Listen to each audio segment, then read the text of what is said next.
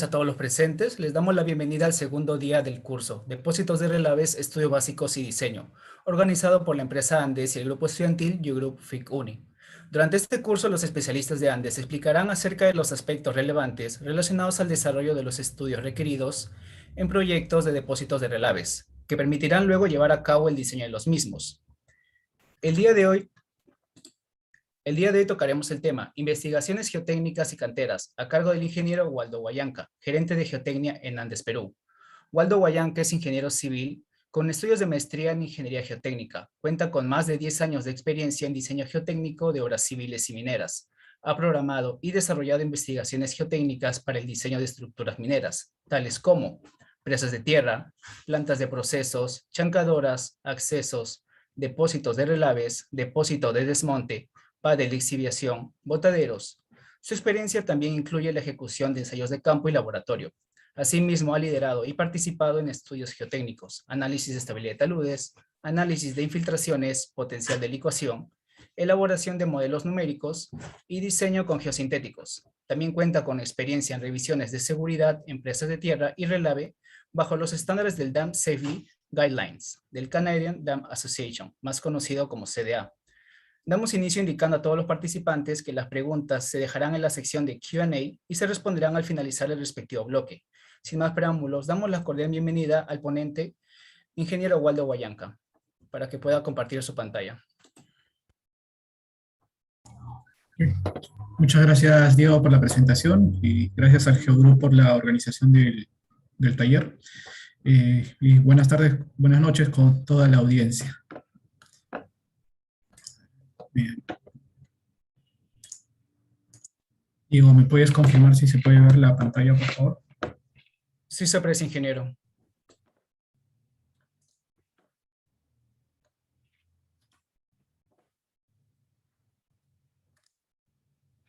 Bien. Bueno, sin más preámbulos y sin presentaciones, ya Diego me ha presentado, vamos a continuar con el taller de diseño de depósitos de relaves. En esta oportunidad vamos a tocar el tema de investigaciones geotécnicas para el diseño de presas, depósitos de relaves. ¿Por qué investigaciones geotécnicas, no? Porque tocamos un tema aparentemente simple en un curso bastante complejo. Estoy seguro que muchos de los que están participando ha desarrollado investigaciones, ya sea una calicata, ha hecho algún ensayo de laboratorio.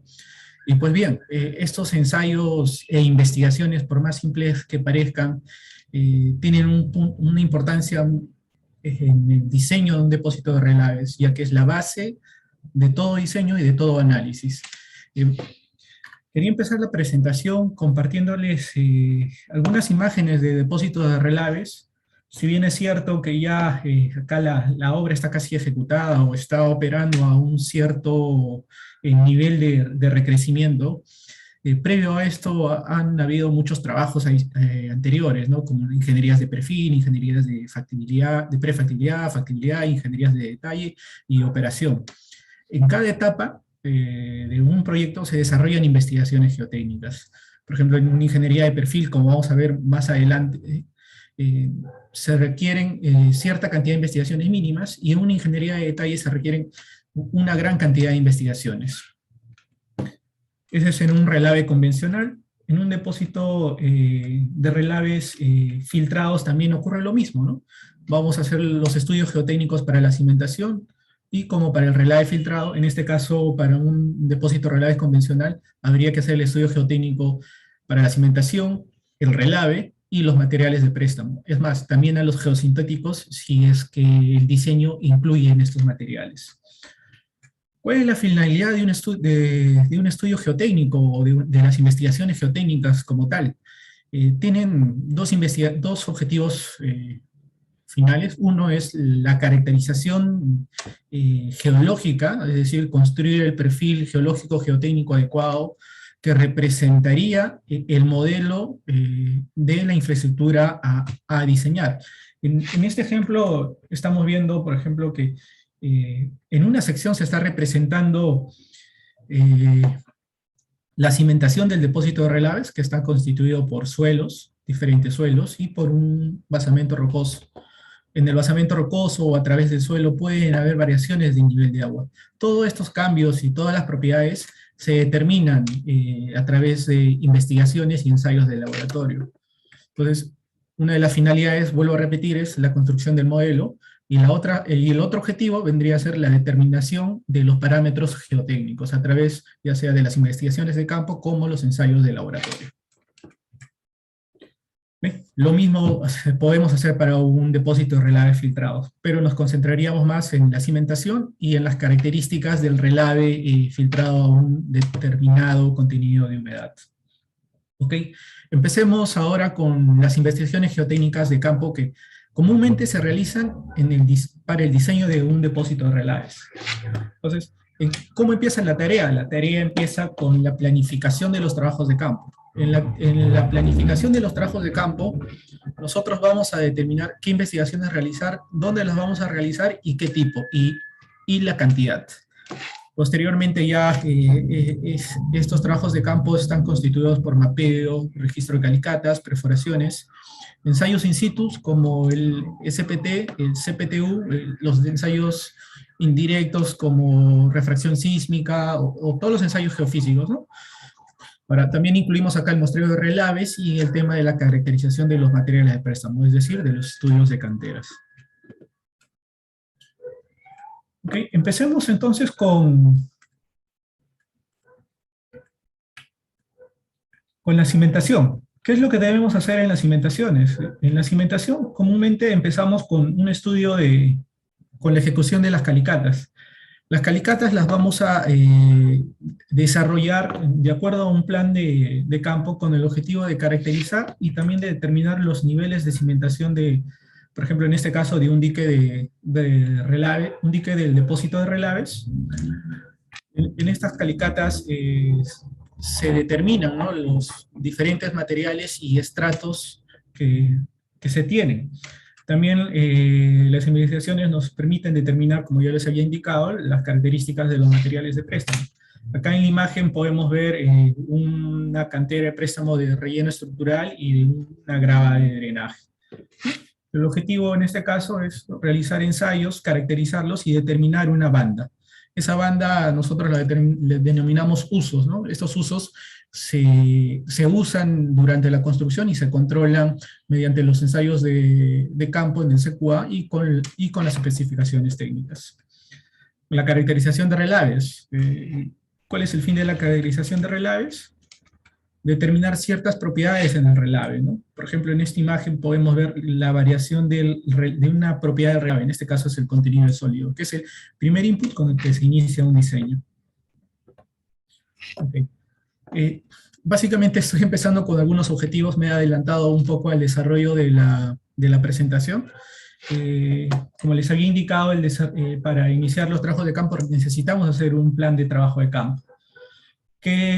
¿Qué consideraciones debemos tener? Debemos tener en cuenta primero el nivel de la ingeniería que se va a desarrollar. Algunos criterios como las coordinaciones permanentes entre los responsables de campo, entre las personas de oficina y entre el cliente que nos va a proporcionar muchas veces los recursos y permisos necesarios en campo. Okay. Quería empezar también con esta tabla. Con esta tabla que nos indica los estándares que debemos tener en cuenta para las investigaciones geotécnicas de acuerdo al nivel de ingeniería que se va a desarrollar. Por ejemplo, no es lo mismo desarrollar investigaciones geotécnicas para un estudio conceptual que para una ingeniería de detalle. Por lo general, en un estudio conceptual, nosotros vamos a tomar como referencia estudios regionales. En el mejor de los casos, podríamos hacer un mapeo geológico geotécnico o realizar una visita en campo. Ya para un nivel de prefactibilidad donde se requiere proponer algunas alternativas técnicas, ya necesitamos desarrollar mayores investigaciones, ¿no? En este caso, aparte de los estudios regionales, deberíamos realizar un mapeo geológico geotécnico, estaciones geomecánicas, ensayos de campo como el ensayo de cono de arena, ensayos de DPL, desarrollar calicatas, y bueno, los estudios indirectos mediante geofísica, ya sea por refracción, más W o tomografías, son de vital importancia también a este nivel de prefactibilidad, ya que el costo es relativamente bajo a comparación de investigaciones directas que tienen mayor alcance como las perforaciones. Las perforaciones en este nivel pueden ser opcionales y pueden quedar a criterio del responsable y dependiendo de la importancia de la estructura. Ya para una ingeniería de factibilidad o ingeniería básica, los requisitos deben ser mayores, ¿no? El mapeo geológico, geotécnico y geomecánico debe ser más a detalle y debe abarcar toda la área, toda la zona de estudio, toda la zona de diseño, al igual que las canteras, ¿no? Ya en esta etapa empezamos a definir las canteras y los materiales de préstamo. Las calicatas y los ensayos de campo también se desarrollan tanto en el dique, en el depósito, en las obras auxiliares como accesos, en mismo incluso canales perimetrales que se puedan tener que nos ayudan al manejo de aguas. Las perforaciones sí deben incluirse de todas formas a este nivel de ingeniería. Inclusive deberíamos ya instrumentar estas perforaciones con piezómetros o inclinómetros, básicamente piezómetros para determinar el nivel de agua de la condición in situ, es decir, cuál es el nivel de agua natural del sector. Asimismo, instalamos el piezómetro para monitorearlo en un periodo determinado y desarrollar el diseño con la condición más crítica. Ya a este nivel, como les había indicado, determinamos también la estratigrafía mediante un muestreo continuo, es decir, no solamente debemos guiarnos de la geofísica, sino también ya con una investigación directa, ¿no? En este caso, una perforación o un ensayo de CPTU. La obtención de muestras inalteradas es de vital importancia, deben ser llevadas en un ensayo de laboratorio de prestigio. Algunos ensayos e investigaciones que pueden ser opcionales y dependiendo nuevamente de la criticidad de la estructura, por ejemplo, los ensayos de CPTU pueden quedar a criterio del ingeniero, pero ya la tendencia es que a este nivel de factibilidad y de ingeniería básica estos ensayos se desarrollen. También hay que incluir un análisis histórico de fotografías aéreas. Pues bien, ahora, hasta este nivel de ingeniería de factibilidad, hasta este nivel de ingeniería ya nosotros hemos desarrollado una gran cantidad de investigaciones geotécnicas que nos van a servir para evaluar nuestro diseño. Ahora, cuando nosotros pasamos de una ingeniería de factibilidad a una ingeniería de detalle, la diferencia es que en una ingeniería de detalle los costos son más precisos y todos los trabajos que uno realice se deben dar para que la construcción se dé sin muchas desviaciones en el alcance y tampoco en el cronograma y presupuesto. Entonces nosotros debemos afinar lo que se ha propuesto en la ingeniería de factibilidad o ingeniería básica en una ingeniería de detalle. No solamente esto se afina en los planos, en los análisis, en los diseños, sino que hay muchos vacíos que quedan entre una conceptualización y un plano y una ingeniería de detalle. Entonces, debemos ayudarnos de las investigaciones geotécnicas para justamente que estos vacíos no queden en el aire y sobre todo que no se encuentren en la construcción o peor aún, después de la construcción en la etapa de operación, manifestándose a través de fallas catastróficas. Entonces, en este nivel nosotros complementamos las investigaciones geotécnicas a las ya ejecutadas en fases anteriores. En este nivel nosotros sí o sí ya deberíamos tener muestras de relaves para caracterizarlo y hacer los ensayos que corresponden de acuerdo al tipo de depósito de relave que se va a realizar. Por ejemplo, no es lo mismo caracterizar el relave para un depósito de relave filtrado que para un depósito de relave convencional. E inclusive también hay que tener en cuenta si el depósito de relaves es aguas abajo o línea central. En cada uno de estas alternativas debemos caracterizar de mejor forma el depósito de relaves. ¿Okay? El caso de, bueno, el mineral, si estamos hablando ya también del depósito de desmonte o una pila de lixiviación, ¿no? O inclusive el desmonte si es que formaría parte del cuerpo del depósito de relaves. Actualmente, y en pro de optimizar costos en la operación y sobre todo en la construcción, vemos que muchos depósitos se construyen con el depósito de desmonte como parte del dique y el depósito de relaves aguas arriba. Entonces, desde ahí, desde la conceptualización del tipo del depósito, nosotros ya debemos estar pensando qué materiales van a conformar y si es que lo conforman, debemos asegurar su caracterización. ¿Cómo aseguramos su caracterización? Con investigaciones geotécnicas de campo y con ensayos de laboratorio. Ahora, los materiales de préstamo también hay que caracterizarlos. Ya en este nivel de ingeniería de detalle, nosotros ya debemos saber que vamos a tener suelo de baja permeabilidad si es que el depósito Reliance va a tener un núcleo, o si va a estar, o si el vaso va a estar impermeabilizado con este material. Gradas de drenaje para los filtros o quizás para los subdrenajes. Entonces, todos estos vacíos que hemos visto que no se sabían en ingenierías previas porque estábamos ideando una eh, opción técnica viable, en el camino muchas veces no empezamos con esas caracterizaciones, sino quedan para la ingeniería de detalle o ingeniería de factibilidad. Entonces, en estos dos niveles ya debemos enfocarnos a hacer investigaciones para levantar todos los vacíos que puedan quedar. Y finalmente los geosintéticos, ¿no? La caracterización de la interacción de geosintéticos con suelos o geosintéticos solos es de vital importancia a este nivel. ¿Ok? Continuando, en el caso de las canteras, por ejemplo, para una ingeniería conceptual, no se suelen hacer investigaciones para las zonas de préstamo. Para la ingeniería de factibilidad ya es de vital importancia al menos realizar una identificación visual, ¿no? Para identificar posibles zonas de préstamos, para establecer distancias, para pedir permisos, ¿no? Entre otros. Para un estudio de nivel de factibilidad ya hay que desarrollar algunas calicatas en las canteras para sectorizar bien las zonas y para definir algunas bandas de uso. Ya para una ingeniería de detalle, al igual que el caso anterior, levantamos todos los vacíos y caracterizamos más adecuadamente los materiales. A este nivel inclusive podríamos incluir cómo vamos a explotar las canteras, ¿no? Las investigaciones geotécnicas nos van a dar un input para saber cuál va a ser el talud de corte de las canteras, cómo debemos explotarlas, a qué nivel de profundidad está el material óptimo o hasta qué profundidad es el material óptimo. También a este nivel ya deberíamos incluir una ingeniería de factibilidad de cierre en las canteras, ¿no? Si bien es cierto que las investigaciones geotécnicas están enfocadas para determinar el material y sectorizar la zona, debemos también pensar en que esas investigaciones geotécnicas nos pueden servir para una ingeniería de cierre, ¿no? Para no rehacer nuevamente más trabajos, ¿no? Ahora, okay. Hasta ahí vendrían a ser el plan. ¿Qué debemos tener en cuenta para desarrollar un plan de investigaciones geotécnicas de acuerdo a un nivel de ingeniería de detalle?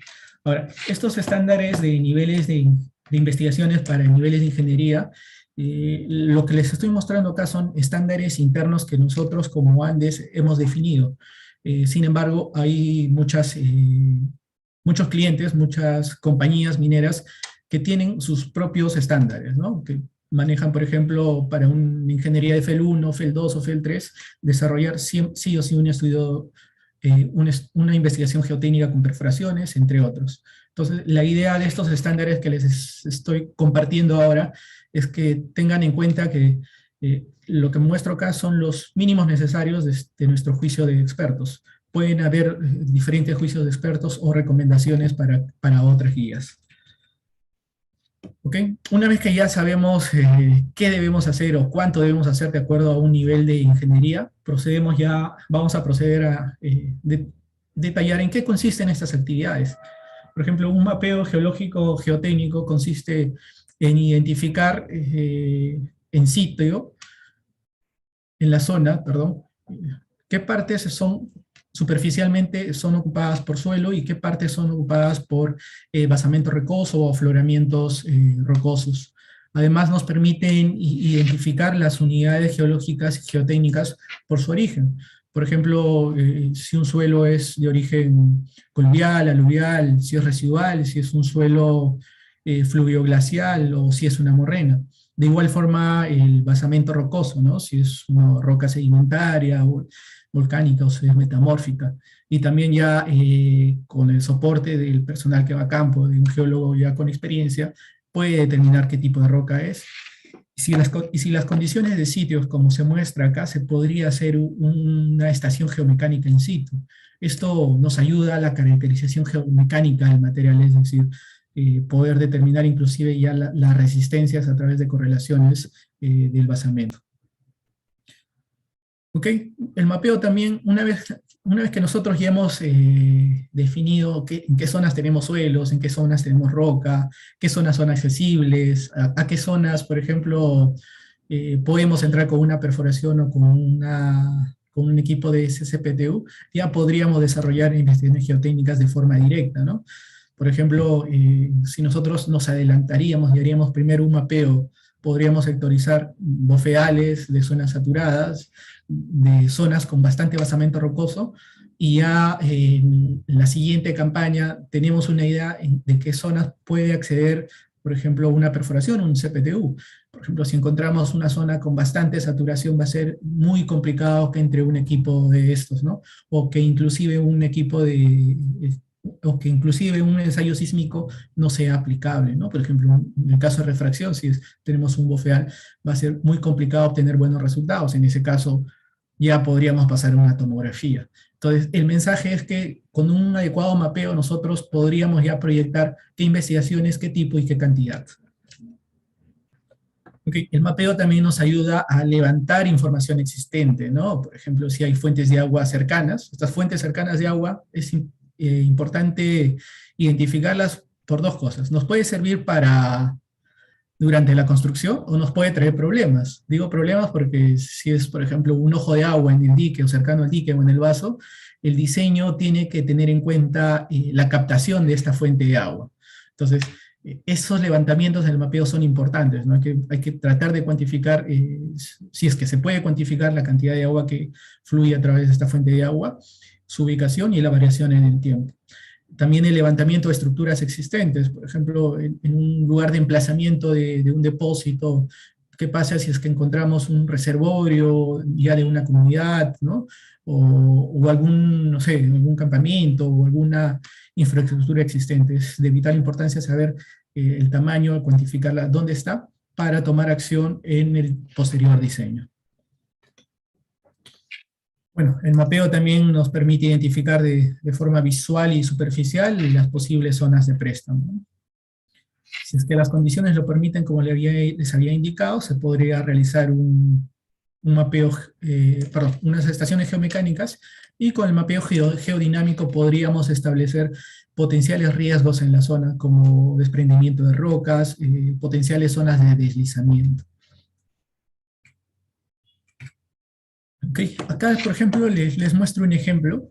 Esta es una imagen de una posible zona para la ubicación de un depósito de relaves, ¿no? Entonces, el primer paso, aparte de la visita técnica, es desarrollar el mapeo geológico geotécnico. Y como pueden ver en esta imagen, la zona plana correspondería a un suelo, que puede ser un bofedal, un suelo detrítico, ¿no? Las laderas corresponderían a un suelo coluvial, ¿no? Basamento rocoso. Por ejemplo, en este caso en particular, el color verde representa el bofedal, que vendría a ser toda esta zona plana. Algunas zonas, estas zonas moradas vendrían a ser todos estos deslizamientos de acá, que son desplazamientos de detritos. Las zonas achuradas de este sector, de color naranja, corresponderían a estos materiales que son suelos de origen coluvial, ¿no? Las zonas altas, que están en verde, basamento rocoso, ¿no? Por el otro lado, tendríamos esta zona achurada de color pardo, que representaría una morrena. Entonces, como ven, parece un trabajo bastante simple, o muchas veces un plano, ¿qué información nos puede dar? Con esta imagen ya uno, o sea, desde un punto de vista geotécnico, puede ver que, a ver, este material coluvial, por su origen, y si es que el basamento rocoso que está acá arriba lo permite, quizás me sirva de relleno estructural o como grava de drenaje.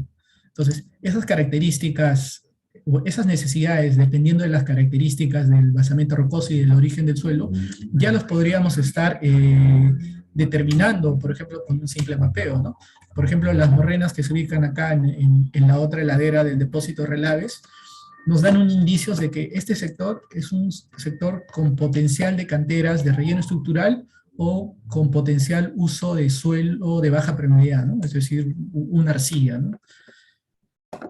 Okay. Ahora, en el vaso, ¿no? El mapeo, ¿qué nos indica el vaso? Que es un bofedal y que vamos a tener seguramente presencia de suelo blando, ¿no? Ya más adelante, con este mapeo, seguramente acá se han planteado una gran cantidad de investigaciones geotécnicas en el vaso y en el dique, ¿no? ¿Por qué? Porque la presencia de suelos blandos en la cimentación amerita que se investigue más. Diego, no sé si hasta ahí está bien, ¿se escucha todo claro? Sí, ingeniero, todo claro hasta el momento. Ok, voy a continuar en todo caso. Ok, es la siguiente investigación, Calicata. También una investigación que aparentemente parece bastante simple, pero las calicatas que desarrollamos son investigaciones de forma directa. Tenemos algunas limitaciones en las calicatas, ¿no? O sea, con una excavadora no podemos llegar a más de 5 metros o 4 metros, ¿no?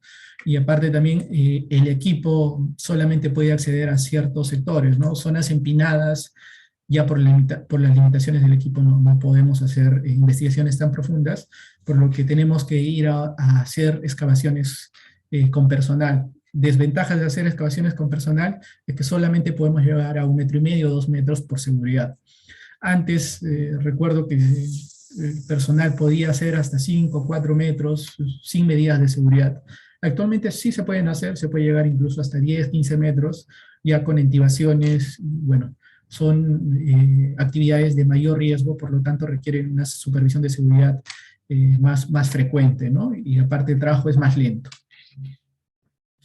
Okay. La imagen que les muestro, por ejemplo, es el desarrollo de una calicata. ¿Cuál es el objetivo? Determinar la potencia de los suelos blandos. En este caso se está registrando la potencia del suelo orgánico. ¿Por qué es importante? Para cuantificar cuánto suelo orgánico podemos extraer de una zona. Este suelo orgánico posteriormente nos va a servir para el cierre del depósito. Entonces, la cuantificación es importante para el ciclo de vida del proyecto y para la determinación luego del costo de cierre. Por ejemplo, si nos va a faltar este material para hacer el cierre de todas las estructuras de la mina, va a ser más caro, ¿no? Entonces, si nosotros desde un inicio, desde que hacemos la primera calicata, cuantificamos los sectores donde tenemos este material y su potencia, va a ser de bastante ayuda para el diseñador. El otro objetivo de las calicatas es determinar el nivel de agua. Por ejemplo, acá en la calicata, como ven, el nivel de agua debe estar a 2 metros de profundidad.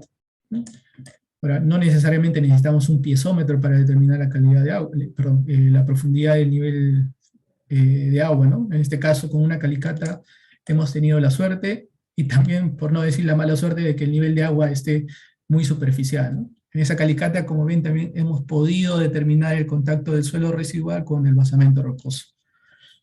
¿Cuál es el resultado de esta investigación o de esta actividad? Es un registro geotécnico de campo.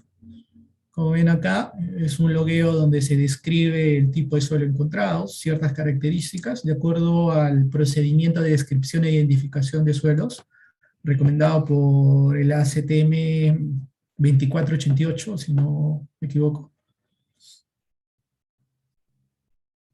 Okay, la siguiente actividad, algunas actividades, algunos ensayos de campo, como los ensayos de DPL, que nos permiten determinar la potencia de suelos blandos.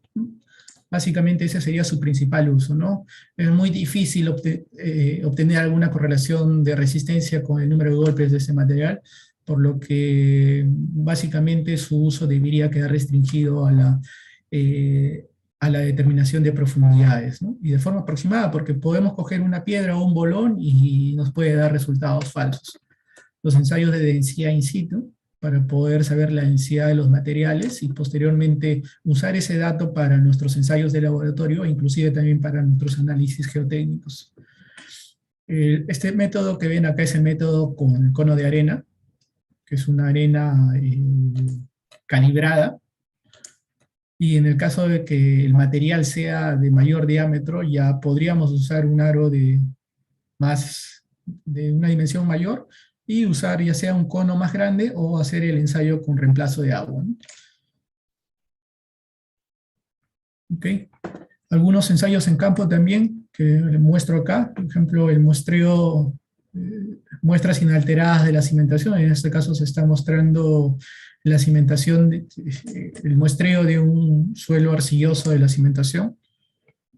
granometría global de las fuentes de préstamo, ¿no? Sobre todo si vamos a hacer un depósito de relaves o una presa de enrocado, es de vital importancia saber la granometría global del material y ver su variación.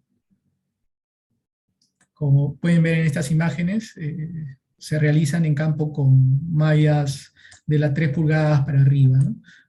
El ensayo de 3 pulgadas para abajo ya lo podemos hacer en laboratorio. Acá vemos cómo ya la muestra está lista para el envío al laboratorio, ¿no? El resultado final que les indicaba, por ejemplo, del ensayo de grametría global, vemos acá algunas grametrías globales, ¿no?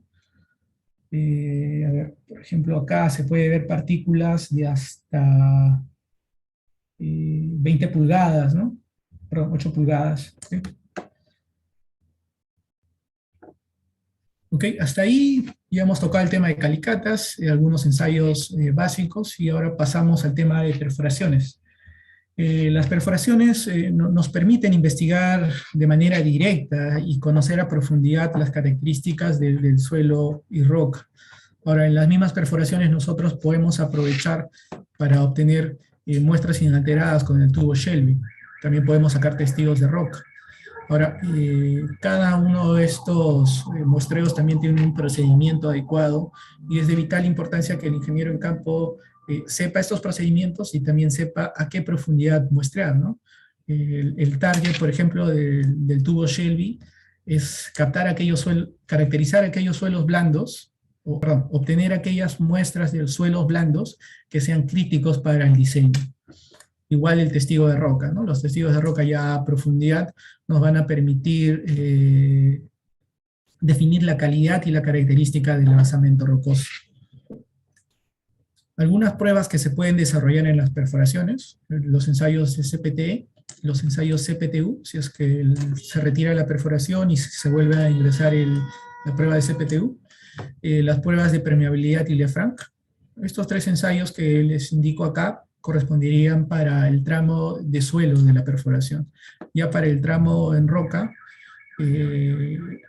podríamos hacer pruebas de tipo Lujon, ¿no? Ahora, las perforaciones también las podemos hacer orientadas o de forma vertical.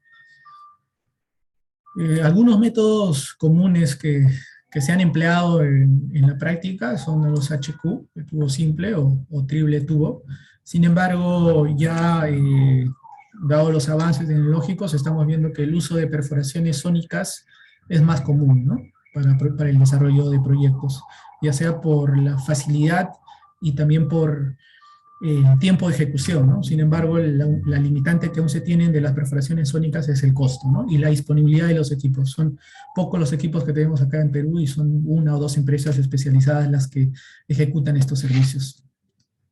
Ahora, finalmente tenemos ya las muestras de rocas y procedemos a hacer el logueo, ¿no? Que nos permite evaluar el RQD del basamento rocoso, ¿no? El grado de fracturamiento, las alteraciones, las condiciones de discontinuidad, la dureza de la roca, y finalmente con estos parámetros podemos determinar el RMR, ¿no?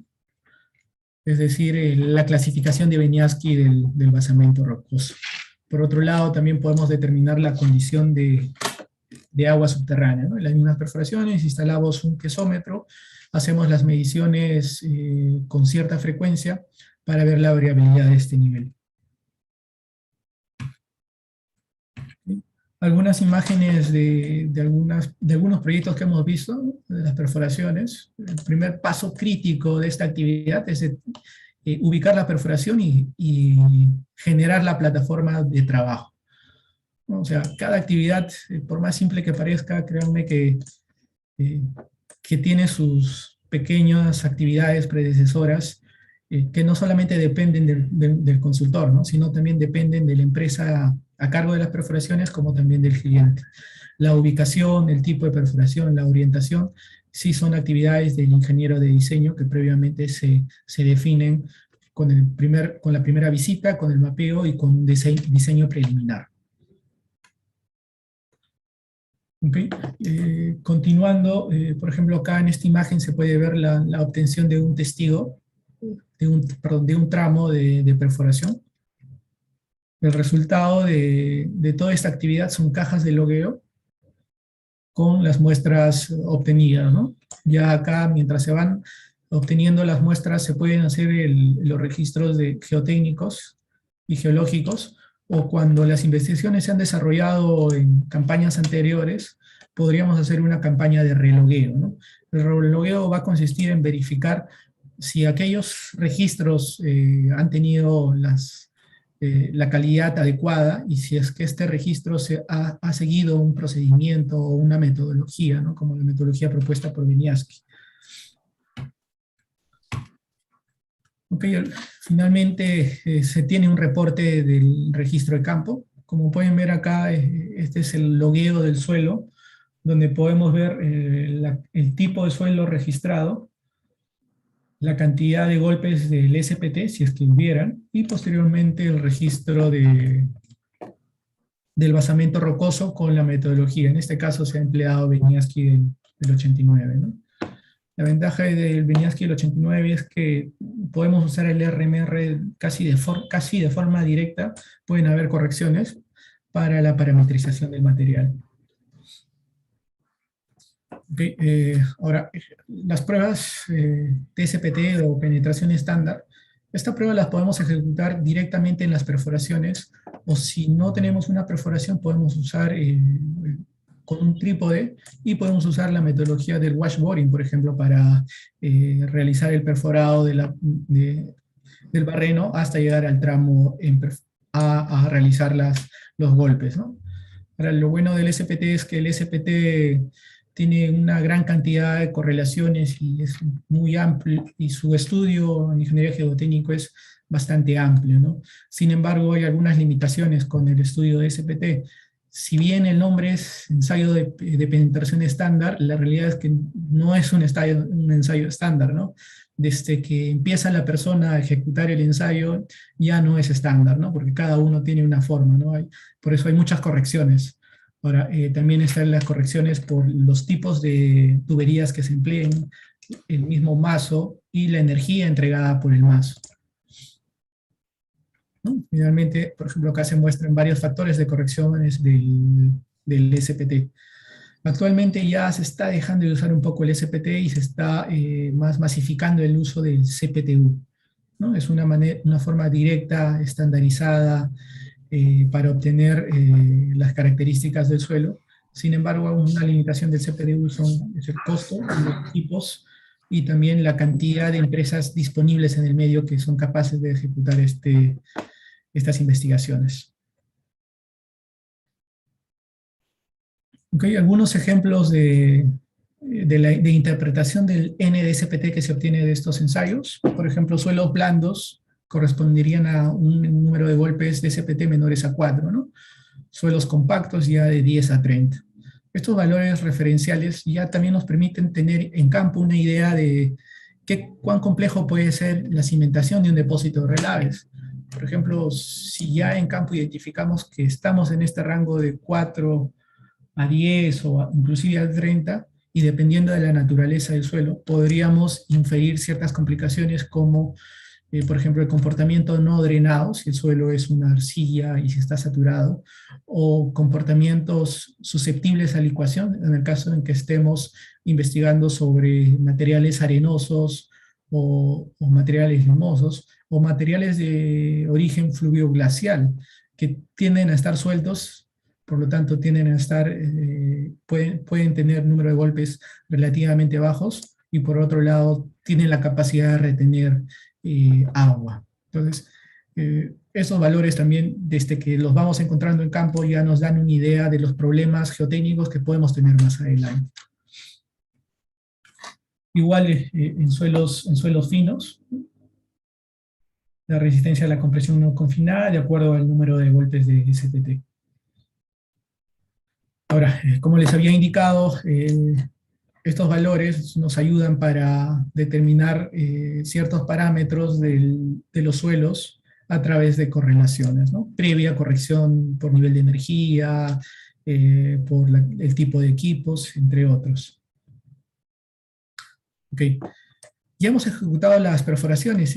¿Cómo nos pueden ayudar? Podemos aprovechar la inversión que se ha hecho en hacer un pozo de perforación de extraer las muestras para poner un piezómetro de tubo abierto en este caso, ¿no? Compuesto por un tramo ranurado y un tramo de tubería sin ranurar. Ahora, las ventajas de los piezómetros hidráulicos es que aprovecharlos en las investigaciones geotécnicas no tienen mucho costo. El mayor esfuerzo que se realizaría serían los temas de permiso, ¿no? No es muy fácil a veces instalar un piezómetro si es que no se tienen las facilidades y los permisos en la zona de estudio. Posteriormente a la instalación, como ya había indicado, es importante realizar la variación del registro, ¿no? Muchas veces el registro del piezómetro nos da un nivel de agua erróneo al inicio de la medición, porque aún tenemos agua de la perforación retenida. Entonces debemos hacer una medición diaria, por lo menos, hasta 2 semanas después de haber terminada la investigación, ¿no? De forma diaria. Y ahí ya podríamos bajar la frecuencia. ¿Okay? Otro método indirecto para suelos blandos, o suelos arenosos, o suelos limosos, donde la penetración sea posible, es el ensayo de piezocono sísmico. Ahora, este ensayo también nosotros hemos tenido la experiencia de ejecutarlo en materiales granulares, por ejemplo, en ripios de mineral o en mineral ron hasta cierta profundidad, se puede llegar a penetrar el material. Este ensayo lo que nos brinda es un registro continuo de la resistencia por punta y resistencia por fuste de este dispositivo. Estos dos valores posteriormente se van a usar para determinar unas correlaciones, ya sea para determinar el posible tipo de suelo y el posible comportamiento del material. Por ejemplo, con ambas relaciones se puede determinar si el material tiene un comportamiento de una arcilla o un comportamiento de una arena. Y a la vez se puede determinar si es susceptible a la licuación, entre otros análisis geotécnicos. ¿Okay? ¿Qué más nos permiten medir estos sensores del piezocono? También podemos ver la presión de poros de disipación. O sea, mientras vamos haciendo la penetración del cono, si existe agua, el piezómetro o el sensor que tiene integrado puede ver cómo estas presiones de poros van creciendo por efecto de la penetración y por el incremento de las presiones dinámicas. Entonces, allí tenemos un indicador y para determinar la presión estática habría que esperar a que esta presión dinámica de poros se disipe y obtener un valor constante. Es otra de las ventajas de este método. Por otro lado, si el piezocono está con los sensores sísmicos, podríamos también tomar algunos parámetros como velocidades de ondas S o velocidad de ondas P al realizar impactos o golpes en la parte superficial, ¿no? Como se ve acá en la imagen, ¿no? Se realizan unos golpes superficiales y el sensor que está en la parte baja va a medir cómo van viajando estas ondas. Nuevamente estas ondas o estas velocidades de ondas S nos van a servir más adelante para el análisis de respuesta sísmica y la caracterización dinámica de los materiales.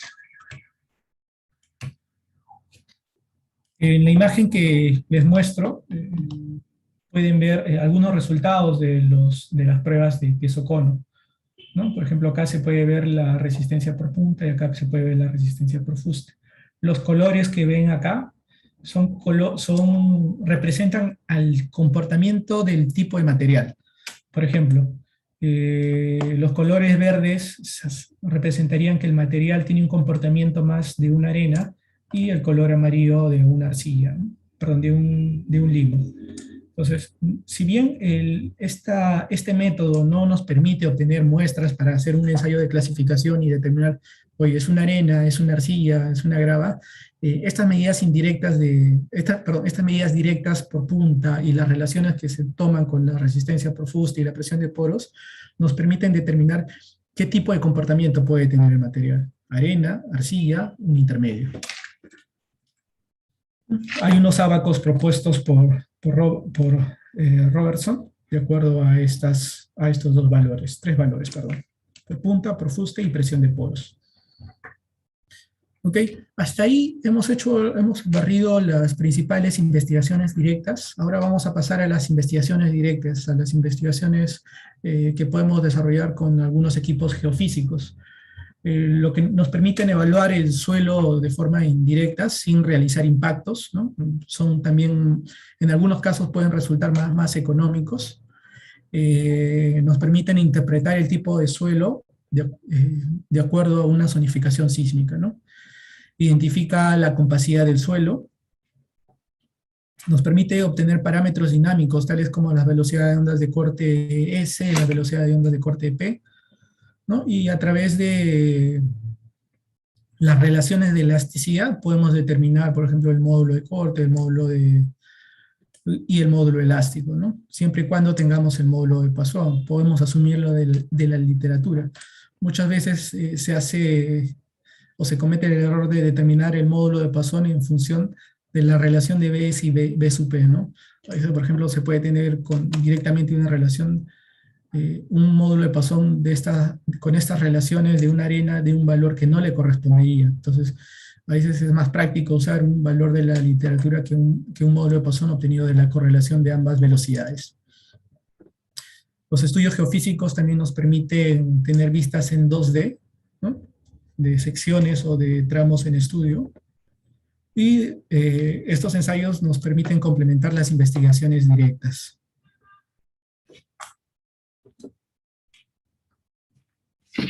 Okay.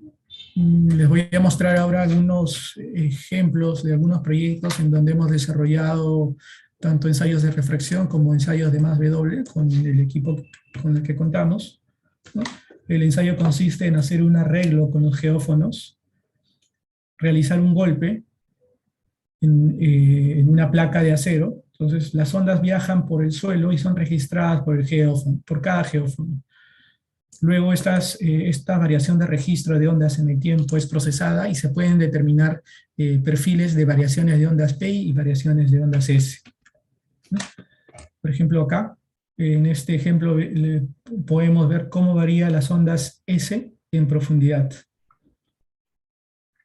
La limitante es que podemos llegar hasta 30 metros con el ensayo de más W, pero si hacemos un arreglo para desarrollar un análisis MAM, podemos llegar inclusive hasta los 80 metros, ¿no? Como es en este caso. La diferencia del MAN y el más W, el MAN usa las vibraciones naturales del terreno, no es necesario hacer golpes adicionales. Ahora también ya no solamente usamos el ensayo más W 1D, sino que también el ensayo más W en 2D. Esto se puede realizar mediante el arreglo de los geófonos en la línea de estudio. Okay, acá hay otro ejemplo de un ensayo de refracción sísmica. Acá sí la limitante que tenemos son 30 metros de investigaciones geotécnicas, ¿no?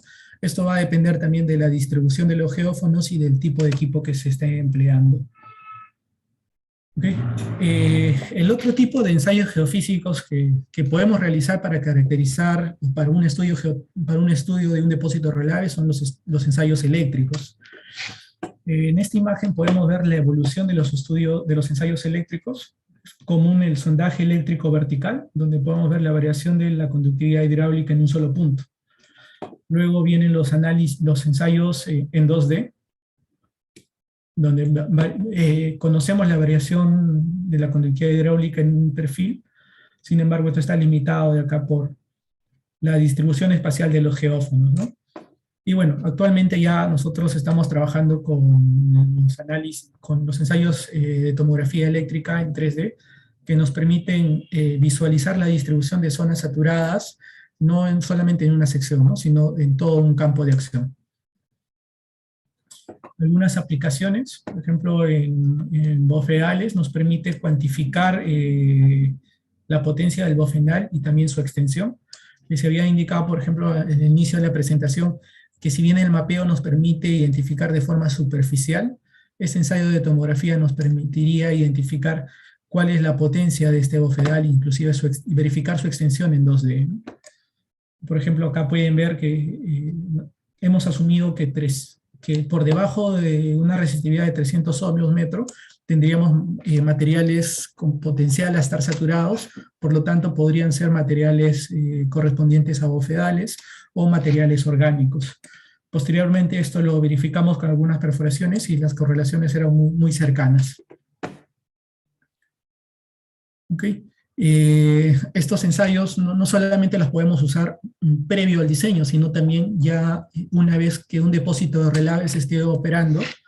Por ejemplo, acá les muestro el dique de un depósito de relaves. Las líneas rojas vendrían a ser los ensayos de tomografía que ejecutamos para determinar si hay filtraciones filtraciones de agua de relave a través del dique.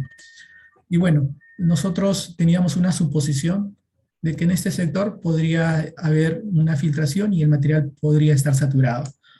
Entonces, con los ensayos de tomografía ya estos dejaron de ser una hipótesis y lo llegamos a validar, ¿no? Por ejemplo, en estas secciones en 2D se puede apreciar las zonas en verde y azul corresponden a sectores con un potencial de conductividad hidráulica menores a 300 ohmios por metro. Ahora, ¿cuándo nosotros definimos que un material está saturado? Esta resistividad que ven acá de 300 ohmios por metro corresponde a un relleno estructural.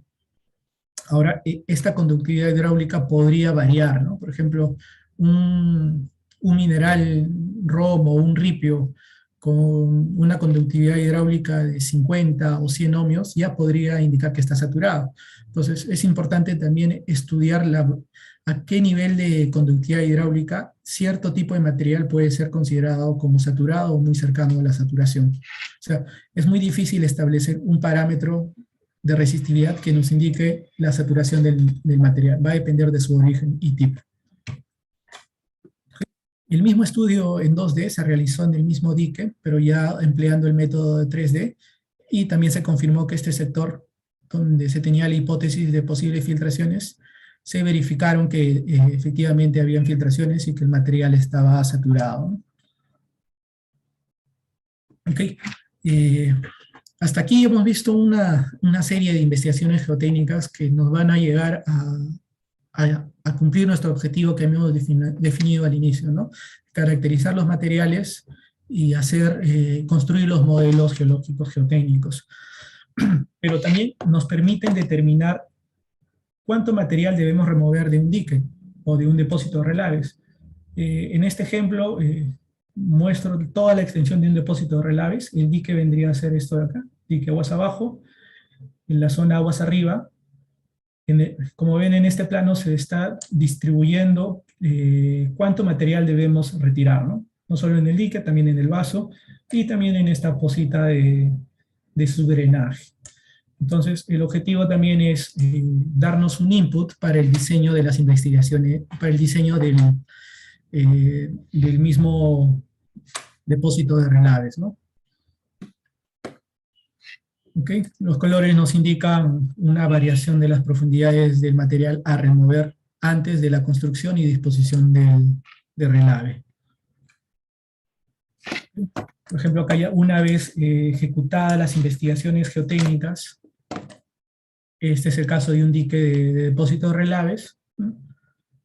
Ese vendría a ser la huella, previamente definida en unos estudios de factibilidad o unos estudios de perfil, la sección principal, y vemos que en la sección principal hemos identificado el basamento rocoso compuesto por caliza, también por diferentes tipos de suelo, y esto ¿cómo lo hemos hecho? A través de perforaciones, calicatas, líneas de tomografía, ¿no?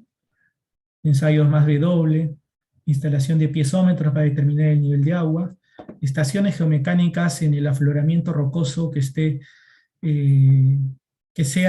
tenga las competencias para ejecutar este trabajo en campo, ¿no? Muchas veces el basamento rocoso está cubierto por material cuaternario y es muy difícil hacer las estaciones geomecánicas. En este caso hemos tenido la facilidad de que el basamento ha estado expuesto en una extensión determinada y nos ha permitido cuantificar las características del basamento. ¿Okay? De igual forma, un perfil longitudinal que nos va a ayudar a hacer el modelamiento del depósito. Okay, entonces, ya una vez que hemos terminado de realizar las investigaciones geotécnicas de la cimentación, procedemos a hacer la caracterización o todas las pruebas e investigaciones necesarias para caracterizar el relave y los materiales de préstamo. Para el relave, para caracterizar el relave va a depender del tipo de depósito que se va a diseñar. En este caso vamos a describir o vamos a detallar la caracterización para un depósito de relaves convencional. Para ello nosotros vamos a poner como ejemplo el muestreo que hemos realizado de relave después del proceso de espesado, es decir, después de los espesadores. Entonces, ¿qué es lo que nosotros debemos determinar? Debemos determinar primero el contenido de sólidos, que es uno de los inputs más importantes para el diseño. Luego la gravedad específica. Dependiendo de la gravedad específica y el contenido de sólidos, vamos a tener ya variaciones en la densidad y seguramente en el comportamiento geotécnico del relave. Luego las variaciones en la granometría, las variaciones de la permeabilidad, la resistencia y la rheología del relave. Okay, para hacer el muestreo se emplea la balanza Marcy, que nos permite determinar la densidad y la gravedad específica de un material, ya que toma como referencia un volumen único, ¿no? O sea, toma el volumen con el que inicia la balanza Marcy es más o menos de 1 litro. Ahora, el muestreo se realiza por un periodo de 3 a 5 días y se toman muestras cada 30 minutos, ¿no? La cantidad mínima para la calibración radiológica es 20 kilos, pero para las pruebas geotécnicas la cantidad va a ser mayor, ¿no? Quizás 100, 200 kilos, dependiendo también de hasta qué nivel se quiere caracterizar y cuántos ensayos se van a desarrollar en el relave. Por ejemplo, acá se puede ver cómo sale el relave del espesador. Entonces, nuestro objetivo es caracterizar este material, ya que el relave en estas condiciones va a ir a ser depositado en aguas arriba del dique. Entonces, como pueden ver acá, para este tipo de depósito de relaves convencional, después de ser espesado, el relave tiene un contenido de sólidos bastante bajo, ¿no? Por ejemplo, acá se puede apreciar que el contenido de sólidos, por más que se tenga un input de diseño en este caso del 56%, al hacer el muestreo en los espesadores, nosotros pudimos registrar una variación en el orden de 56 hasta 62% del contenido de sólidos. Ahora, ese input es importante ya que nos va a permitir definir la capacidad del depósito y la densidad con la que el depósito va a llegar a ser almacenado. Bueno, esta es una imagen de la balanza Marcy. O sea, el muestreo es bastante lento porque hay que hacerlo litro por litro, ¿no? Ya se imaginarán conseguir una muestra de 200 o 300 kilos de relave seco, ¿no? Por lo menos necesitaríamos 400 litros de relave, ¿no? Y para obtener 400 litros de relave, el proceso de muestreos son 3 tomas cada 15 o 20 minutos. O sea, el proceso de muestreo de relave puede extenderse de 1 a 2 semanas, inclusive, para una caracterización completa. Entonces, es de vital importancia caracterizar el relave, sobre todo para los recrecimientos y para iniciar una ingeniería de un depósito de relaves nuevas. Ahora, es fácil hacer el muestreo, bueno, no fácil, ¿no? Es bastante extenso realizar el muestreo de relaves y caracterizar el relave cuando una mina ya está en operación. ¿Qué sucede cuando queremos caracterizar el relave de un proyecto nuevo? Entonces, ahí lo que tenemos que conseguir los relaves de las plantas piloto.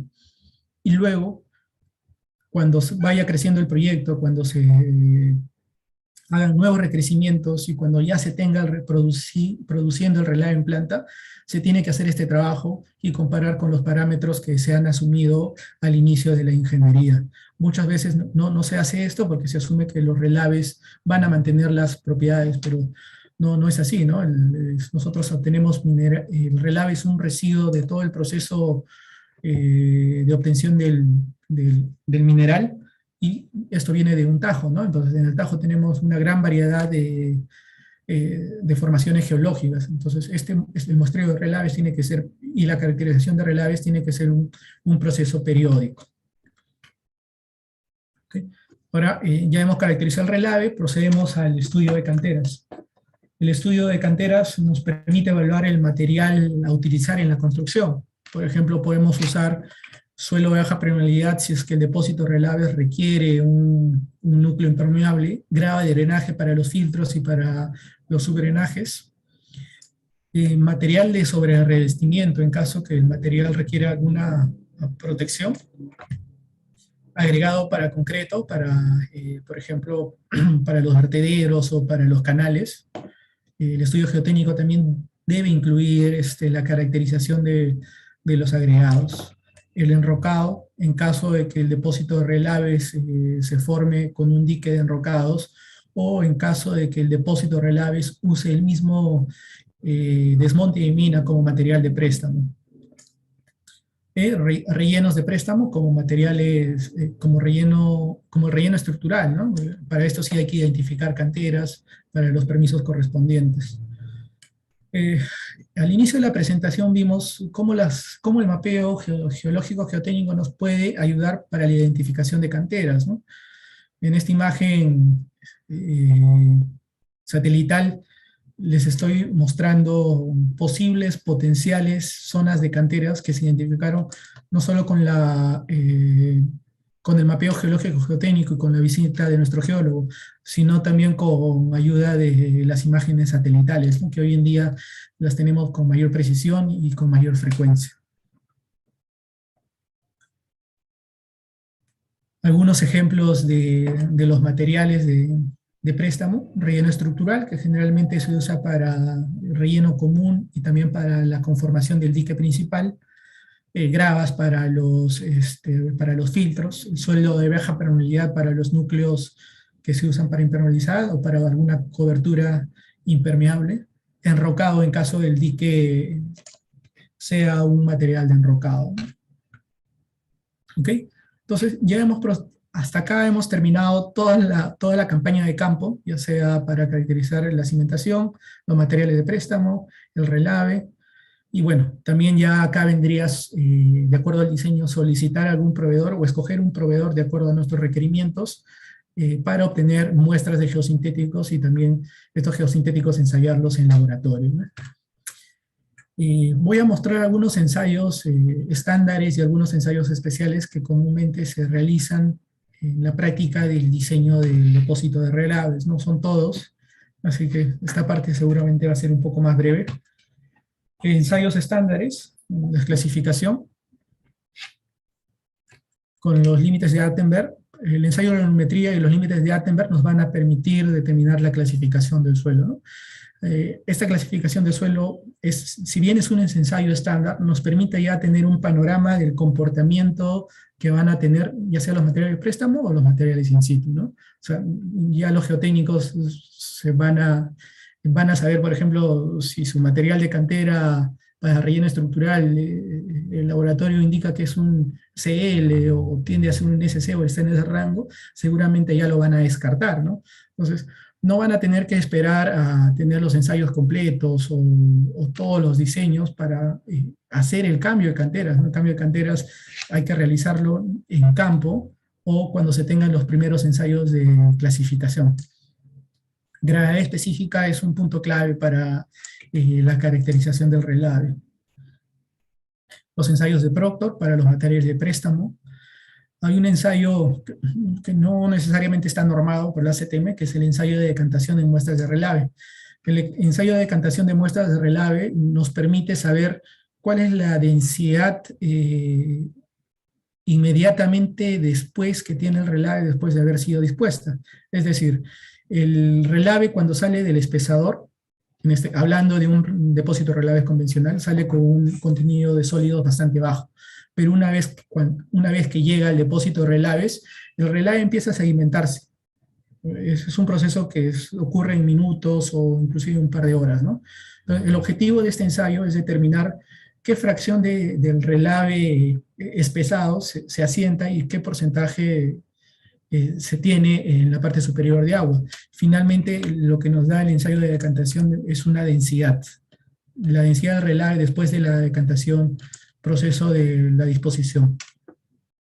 Algunos ensayos especiales: permeabilidades de pared flexible o rígida para los materiales de préstamo y también para la cimentación.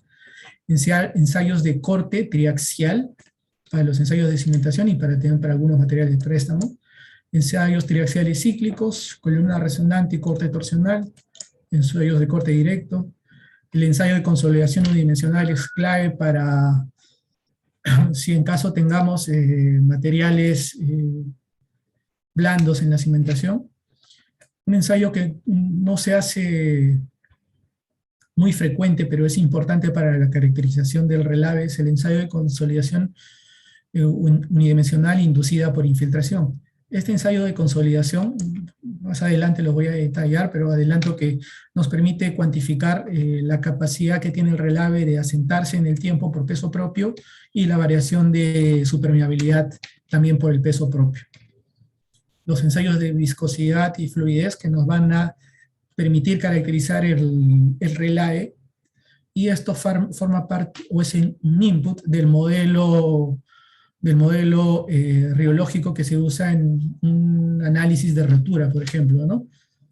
Estos tres ensayos nos van a servir para un estudio de rotura de presa, para un dam break análisis. Bueno, ensayo de desplazamiento también para el diseño de los sopesadores. Voy a pasar rápidamente algunos ensayos que seguramente muchos los conocen. Igual si hubiera algunas consultas o preguntas los vemos al final de la presentación.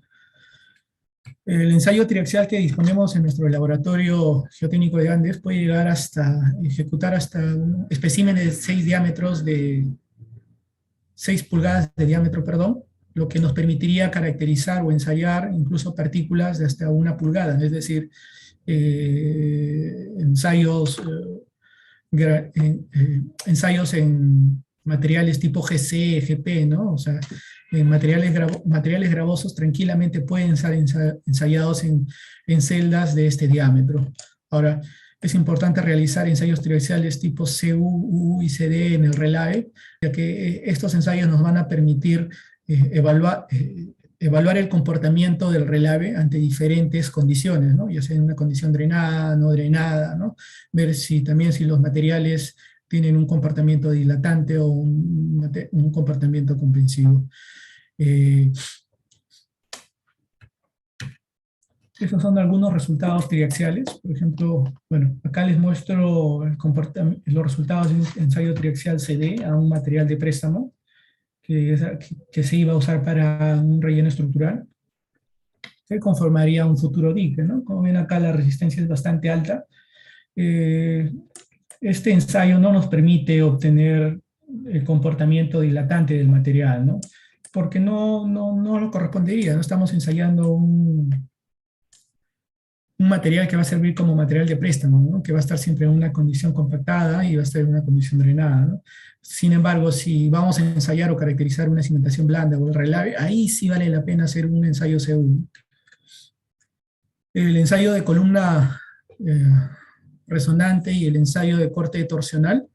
Este ensayo ha sido diseñado para la caracterización dinámica no lineal para deformaciones intermedias y bajas, ¿no? El ensayo de columna resonante. El ensayo de columna resonante nos permite ensayar la muestra a vibraciones torsionales de alta frecuencia y el corte torsional a bajas frecuencias, ¿no? Para deformaciones mayores ya deberíamos emplear el ensayo de triaxial cíclico. Ahora, estos dos ensayos, o el ensayo de RCTS, nos permiten definir el módulo de corte, la curva de módulo de corte o la gradación del módulo de corte de un material y también la razón de amortiguamiento, ¿no? Ambas curvas son muy útiles para obtener el comportamiento no real y lineal del suelo para un análisis dinámico en estructuras geotécnicas. En este momento, el equipo que tenemos está diseñado para manejar presiones de confinamiento de hasta 1500 kilopascales, ¿no? Y dependiendo de las condiciones del material, se pueden adaptar ciertas consideraciones. Nosotros ya hemos hecho una serie de ensayos de columna resonante para relaves, para depósitos, para materiales de desmonte, e inclusive también para minerales, ¿no?, que van a una pila de lixiviación.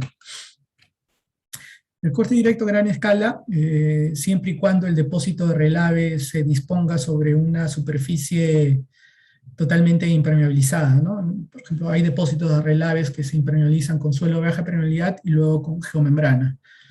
En ese caso, sí valdría la pena ejecutar el ensayo para caracterizar la resistencia que puede tener la geomembrana con el relave o la geomembrana en contacto con el relleno estructural o el material que esté bajo la geomembrana. Les había indicado el ensayo de consolidación inducida por infiltración. Este ensayo nos permite determinar la conductividad del relave, así también como su comprensibilidad. Ahora, el ensayo de consolidación convencional que realizamos para los suelos toman como base la teoría de Terzaghi. Sin embargo, los relaves o los depósitos de relaves no tienen este comportamiento, ¿no? El relave que se dispone se consolida y se asienta por peso propio, no hay una carga sobre el relave. Entonces, la concepción debe ser un poco diferente, ¿no? O sea, debemos buscar un ensayo que asemeje esa realidad, y ese ensayo es el ensayo de consolidación inducida por infiltración. Este ensayo consta de 3 pasos, ¿no? Hay que primero generar vacíos, hay que inducir la consolidación por flujo y luego incrementar unas presiones. En las imágenes les muestro cómo es la preparación del ensayo. Algunos resultados de conductividad hidráulica. Ahora, para la ejecución de este ensayo de consolidación inducida por infiltración, clave es tener la gravedad específica, el contenido de sólidos y la densidad de relave inmediata con la que llega al depósito de relaves, ¿no? Estos 3 parámetros, con estos 3 parámetros y con la muestra del relave se va a definir el comportamiento, ¿no? Ya sea la variación de la comprensibilidad por peso propio o la variación de la permeabilidad por peso propio.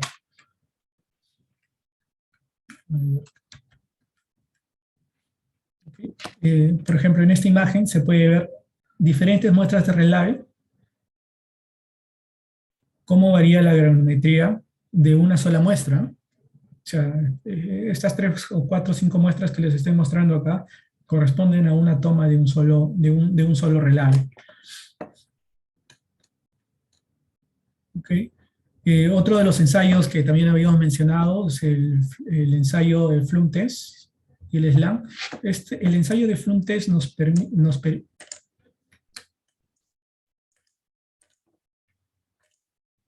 Diego, ¿me puedes confirmar si se puede ver la pantalla? Sí, ingeniero, se aprecia. Gracias, pensé que tenía un error.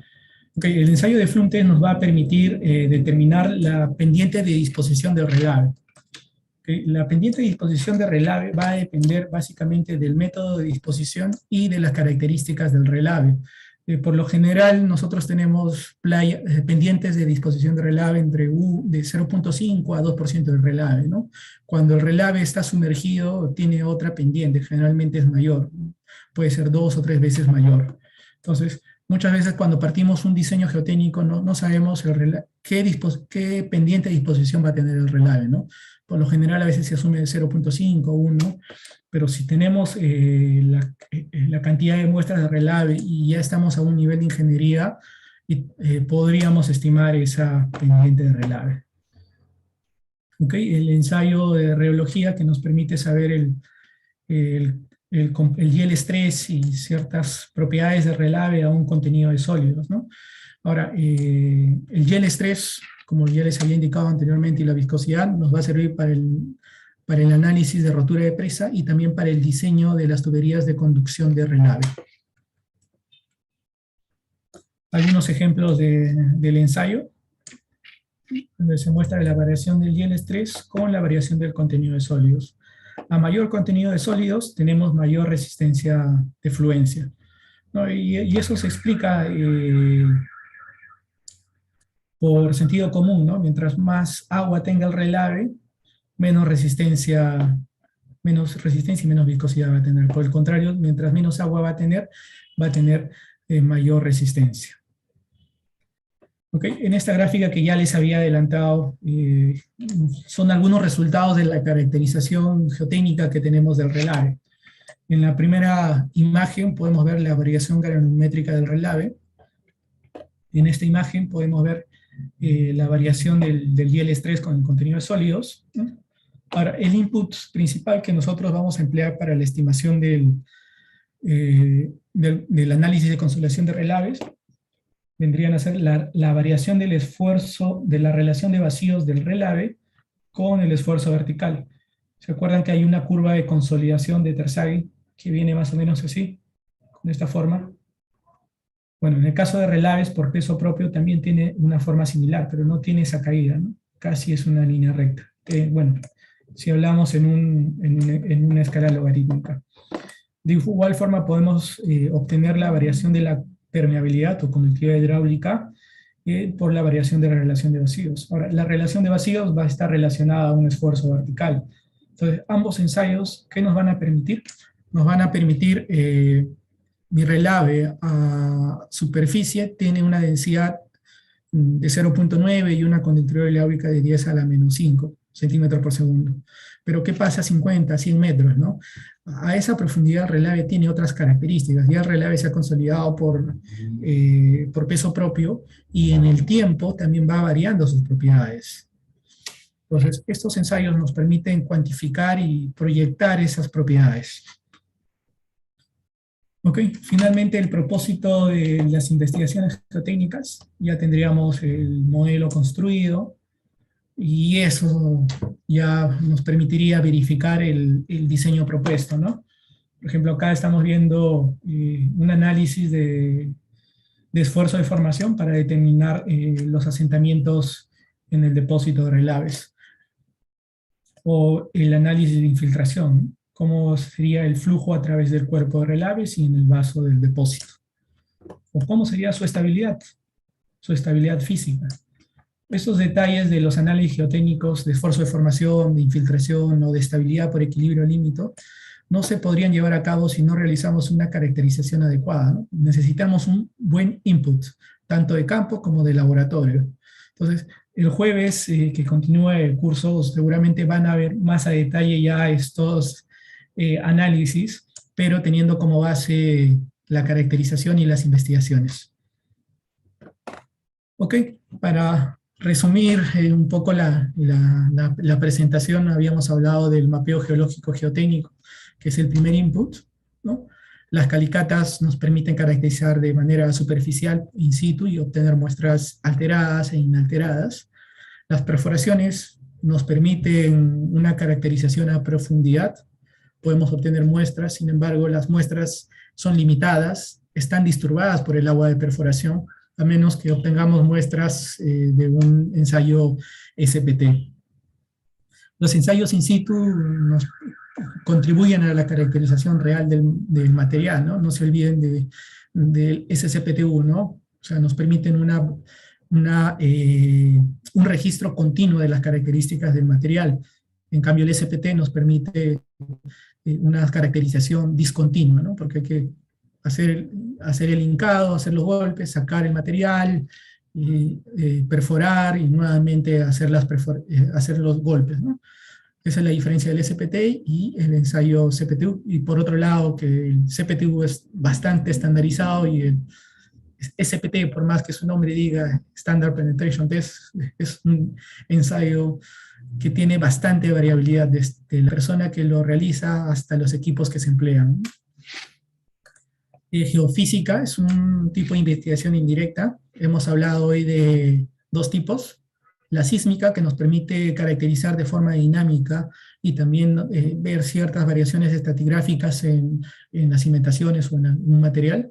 Y el tipo de investigaciones geofísicas eléctricas, que nos permiten determinar zonas saturadas en los sitios de estudio, ¿no? También nos permiten, no solamente en una etapa inicial de diseño, sino como medida de control para evaluar posibles filtraciones o zonas saturadas en los depósitos de relaves. Instrumentación geotécnica durante las investigaciones. Debemos aprovechar las perforaciones, todo el esfuerzo económico, humano que hayamos realizado, debemos sumarle a ello la instalación de piezómetros para ver la variación del nivel de agua subterráneo, que es un input importante para el análisis geotécnico, que se va a ver más adelante. ¿Okay? Eh, en cuanto a los ensayos de laboratorio, ¿no? Hemos visto los ensayos estándares, que es el primer input para la caracterización del material, ¿no? Para ver ya con el SUBS podemos determinar qué comportamiento va a tener o si este material es apto o no es apto para material de préstamo, ¿no? O sea, es el primer tamiz, por así decirlo. Algunos ensayos especiales ya para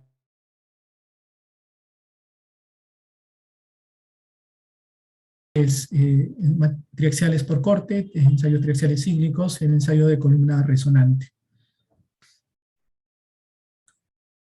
Bueno, también hemos visto el muestreo de relaves, que es clave para la adecuada caracterización y cómo en un periodo de tiempo puede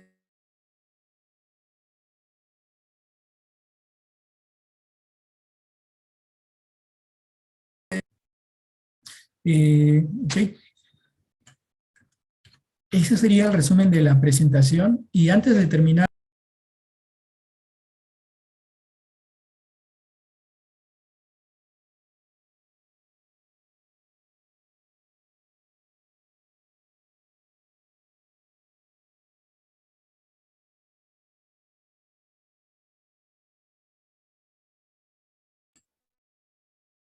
Buenas noches, al parecer ha habido un pequeño inconveniente. Vamos a esperar que el ingeniero se vuelva a conectar a la sesión.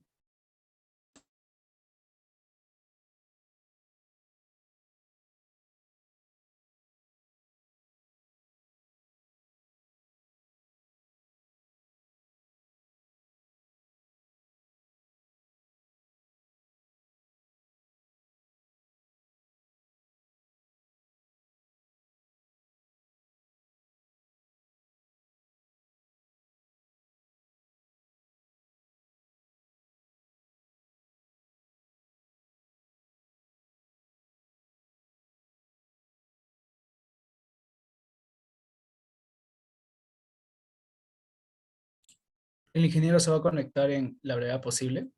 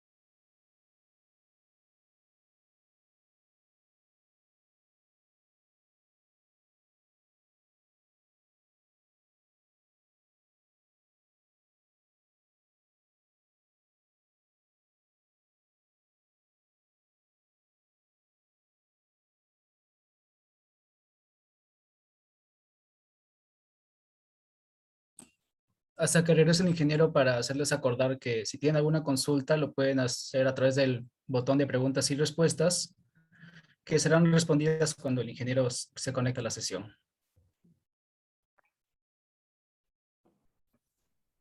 ¿verdad? Sí, ingeniero, ya. Mil disculpas con todos. Tuve un problema de conexión. Diego, ¿me puedes confirmar en qué parte me quedé? ¿No se quedó la presentación? Sí, ingeniero, ya estaba en la parte de resumen. Sí, voy a volver a compartir. Mil disculpas nuevamente con todos problemas de conexión.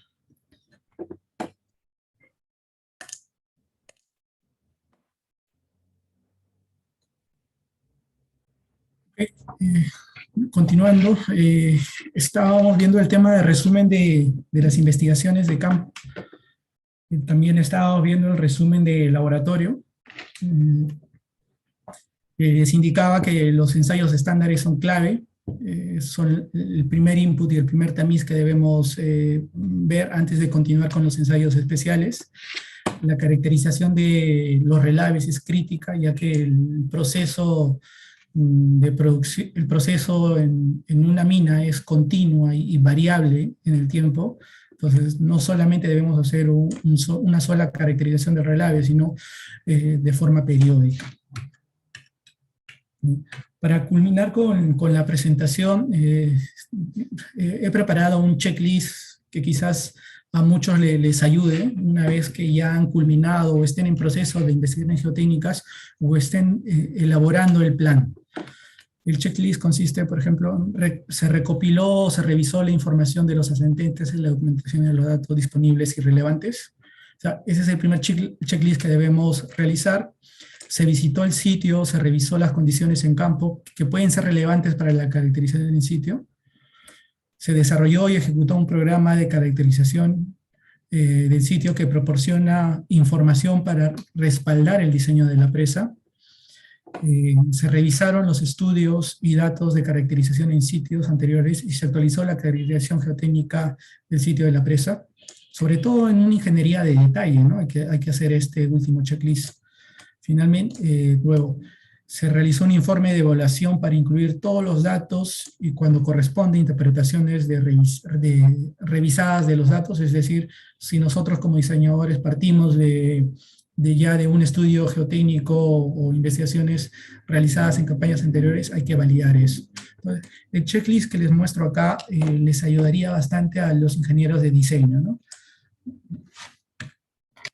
Continuando con el checklist, tenemos, por ejemplo, se evaluó las áreas potenciales del riesgo durante el programa de caracterización en sitio. O sea, es clave que las zonas de riesgo se identifican en el mapeo y también se caractericen, ¿no? Muchas veces el plan de trabajo lo hacemos en gabinete, con una topografía y con alguna foto aérea, pero no incluimos o no modificamos el plan de trabajos después de una identificación de zonas de riesgo. Se evaluó el nivel de complejidad del sitio y documentó cómo fue evaluado y respaldado por el programa de caracterización en sitio.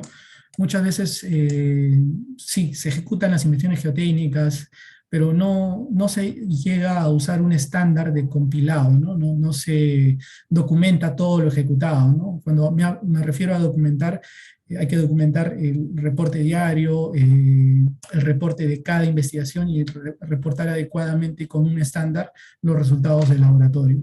Todo esto se debe compilar en un informe, ¿no? Se revisó y aceptó todas las declaraciones de fiabilidad enviadas por los profesionales registrados de apoyo. Me refiero a que cuando partimos con un estudio y con un informe, con las investigaciones geotécnicas, todas las partes interesadas deben declarar la fiabilidad o la viabilidad también de la estructura a diseñar. Finalmente se elaboró un informe con el registro de datos. Esto ya sería para cerrar. Finalmente, si se preparó un informe de caracterización del sitio de las presas y si se interpretaron adecuadamente las condiciones de sitio. En resumen, ese sería el resumen de la presentación y algunas lecciones aprendidas que les dejo acá en el checklist, que quizás sean de ayuda para algunos ingenieros de diseño que están presentes en la reunión.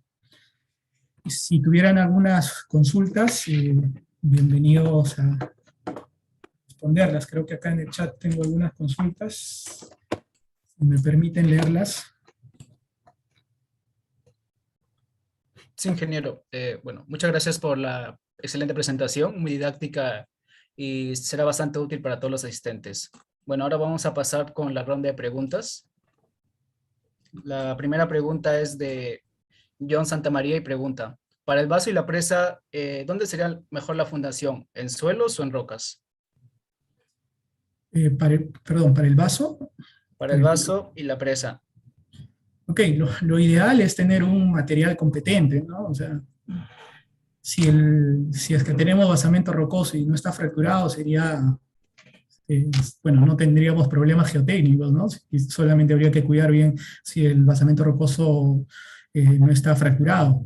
Sin embargo, esas son condiciones ideales, ¿no? Los depósitos relaves actualmente se están ejecutando en zonas donde no se desarrollaban comúnmente, ¿no?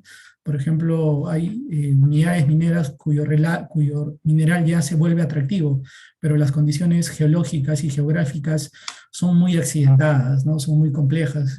Por eso acá en Perú la mayoría de los depósitos relaves se hacen en valle.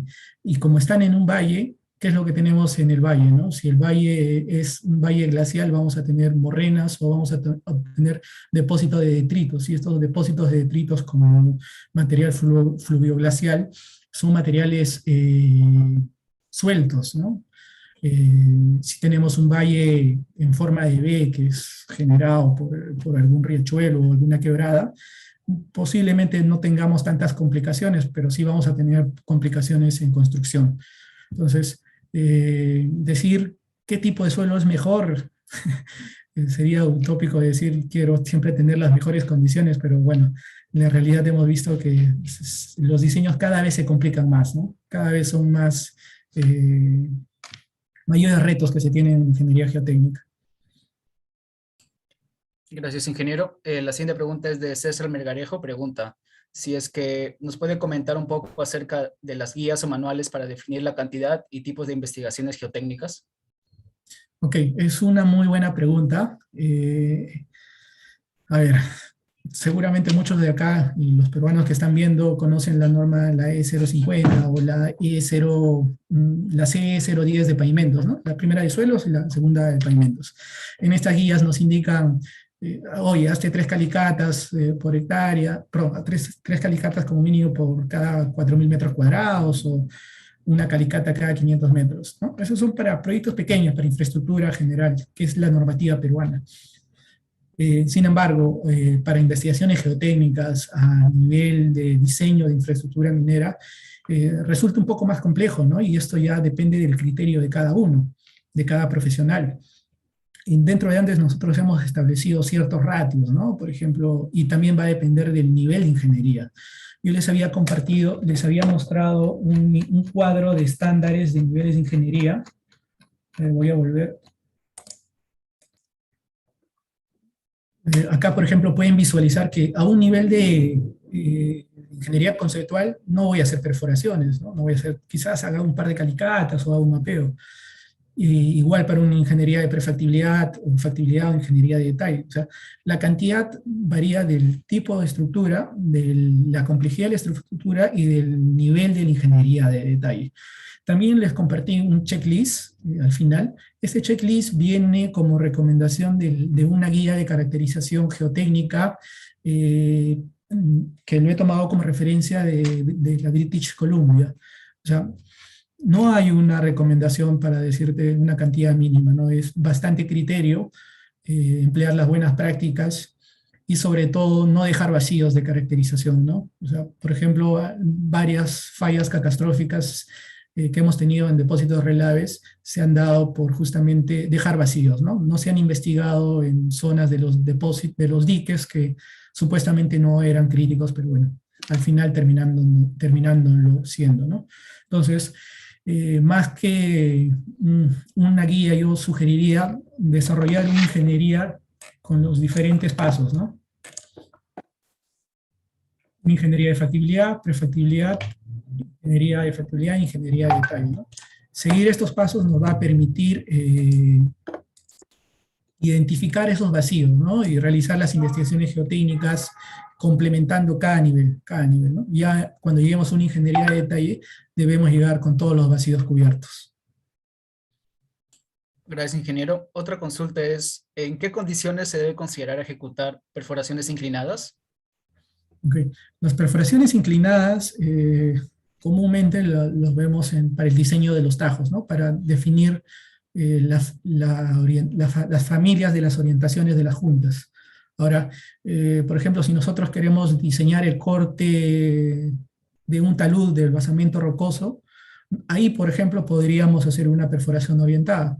Esta perforación orientada nos va a permitir obtener las características de las familias, ¿no? Cuando hacemos una perforación vertical, se pierde la caracterización de las fracturas, ¿no?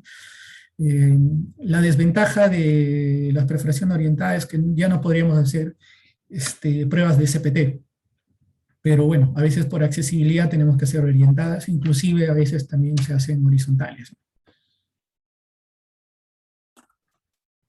Gracias, ingeniero. Carlos Ames pregunta, si podría explicar un poco acerca de los piezómetros de fibra óptica. De fibra óptica, bueno, el objetivo de la presentación era de investigaciones geotécnicas. Me imagino que se refieren a los piezómetros de... A ver, el tema de instrumentación lo vamos a ver el jueves, pero para adelantar, usualmente tenemos varios piezómetros. Piezómetros Casagrande, de tubo abierto, que son los que comúnmente se instalan en las perforaciones de investigaciones geotécnicas. Los piezómetros de cuerda vibrante, que te miden la vibración de una celda, y esa vibración la trasladan a presión, y esa presión la trasladan a presión de agua. Y hay otro nuevo tipo de piezómetro que ha salido, que es una fibra óptica, ¿no? Entonces, los piezómetros que acabo de mencionar, sin considerar la fibra óptica, te miden la variación del nivel de agua en un punto. Pero lo bueno de la fibra óptica es que te pueden barrer en todo el recorrido de la celda, en todo el recorrido de la fibra óptica, las variaciones del nivel de agua. Mayores detalles quizás el jueves podríamos conversar sobre ese tema. Pero no es usual poner este tipo de piezómetros de fibra óptica durante las investigaciones geotécnicas que nos permiten caracterizar la zona de estudio, ¿no? Ya eso sí nos sirve para el monitoreo durante la operación de las investigaciones del depósito de relaves. Gracias, ingeniero. Pedro Víctor pregunta, ¿qué metodología aplica para la determinación de relaves con comportamiento frágil? ¿Y qué tipo de monitoreo recomienda en casos se tenga esta presa, no? Buena pregunta. Nuevamente, creo que muchas preguntas se han adelantado al tema de análisis geotécnico. El tema de caracterizar un relave frágil es bastante complejo. Creo que son 2 o 3 experiencias las que se tienen en las últimas fallas de depósitos de relaves. Más que la evaluación, yo partiría de la caracterización, ¿no? Los relaves frágiles, tengo entendido que se producen primero o se caracterizan por tener un contenido de sólidos bastante elevado, ¿no? Entonces, el primer indicador que tenemos que tener antes de saber el comportamiento de un relave es saber con qué estamos trabajando, ¿no? Y para saber con qué estamos trabajando es saber primero las propiedades básicas: granometría, contenido de sólidos, gravedad específica, que es un punto que es clave para determinar esa característica que nos acaban de consultar. Gracias, ingeniero. Juan Arturo consulta. Para cada tipo de depósitos de relaves, ¿cuánto tendría que tener la profundidad del nivel freático de tal manera que no afecte la estabilidad del mismo? Ok. Bueno, ¿no? Es bastante variable, ¿no? Dependiendo del tipo del depósito de relaves. Un depósito de relaves puede trabajar tranquilamente con un nivel de agua que pase muy de cerca de la cimentación, ¿no? A 2 a 3 metros, como puede trabajar a 30 o 20 metros de profundidad. Yo creo que lo principal es que una vez que se hace el diseño, se determinen los niveles de alerta del nivel de agua. Es decir, si mi diseño del depósito de relaves trabaja con un nivel de agua en condiciones normales a 4 o 5 metros, ese debería ser mi parámetro de control, pero también mi trabajo adicional como diseñador debe ser definir aquellos niveles de agua en los que yo entro en una condición crítica, es decir, 2 metros más arriba, 3 metros más arriba de mi condición de operativa o de diseño normal, o una condición crítica, ¿no? Que puede ser 4 o 5 metros. O sea, estoy dando valores al aire que se deben determinar a través de un análisis de sensibilidad. O sea, decir ahorita qué profundidad es crítica para la operación de un depósito de relaves en la cimentación es bastante, bueno, se necesita mayor información, ¿no? pero lo ideal es controlar el nivel de agua que esté de acuerdo al diseño y establecer niveles de control o niveles de alarma a través de un análisis de sensibilidad. Esos serían los pasos prácticos. Gracias, ingeniero. Ahora vamos con las preguntas de Paul, que son varias, así que lo haremos por partes. La primera es, ¿cómo validas o corroboras los resultados del CPTU? Bueno, es una buena pregunta, ¿no?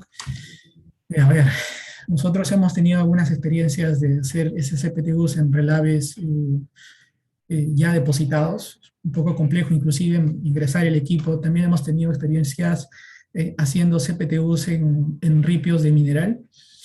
Y bueno, sí, se ven bastantes variaciones en las características de los materiales, sobre todo en los registros, ¿no? De fuste o por punta, inclusive también en la disipación de presión de poros. Entonces, antes de validar estos valores, lo importante es tener una gran cantidad de datos. Una gran cantidad de datos nos van a hacer que nuestra incertidumbre se reduzca, ¿no? Vamos a acercarnos más al comportamiento real del material. Ahora, para validar estos valores, no es que se validen, ¿no? Simplemente lo que nos da el CPTU son resistencia por punta y por fuste. Nosotros, a partir de esta información y presión de poros, a partir de esta información, nosotros podemos usar correlaciones para determinar, por ejemplo, la resistencia residual no drenada, la resistencia por residual, etc.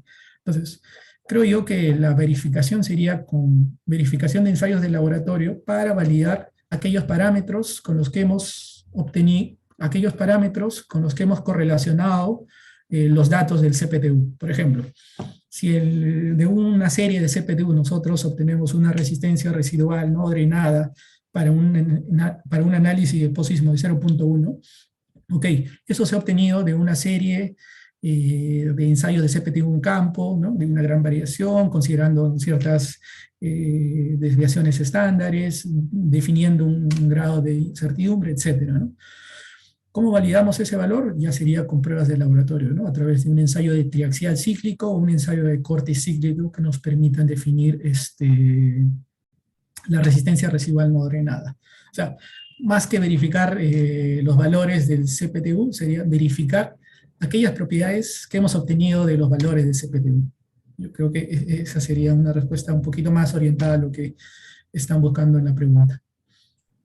Gracias, ingeniero. Bueno, siguiendo con el tema del CPTU, consultan qué tan caro es ejecutar esos ensayos y también consultan si Andes tiene estos equipos, ¿no?